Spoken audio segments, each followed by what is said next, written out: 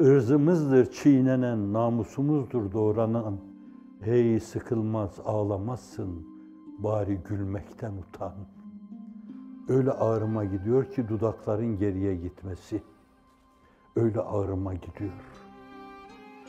Dinin ayaklar altında çiğnendiği, kafirce tavır ve davranışlarla esasen dinin tahrif edilmesi, dinin farklı gösterilmesi, İslam dünyası böylesine bir şenaat, böylesine bir denaat, böylesine bir aşağılık, böylesine bir kompleks yaşamamıştır.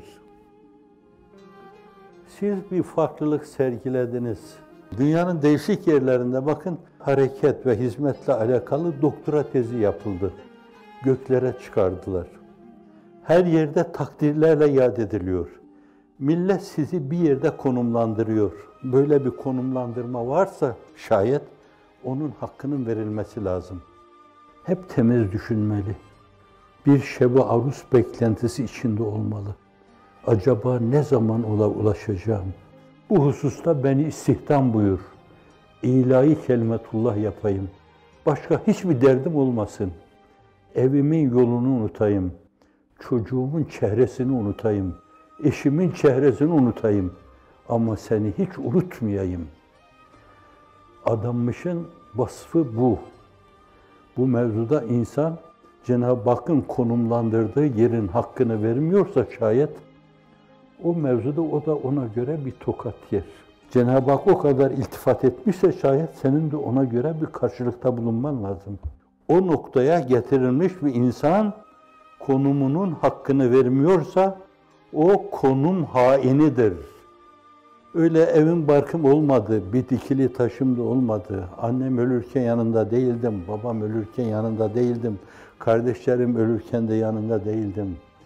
Amcamı elimin tersiyle ittim. Karşıda bir yangın, içinde dinim yanıyor ki benim.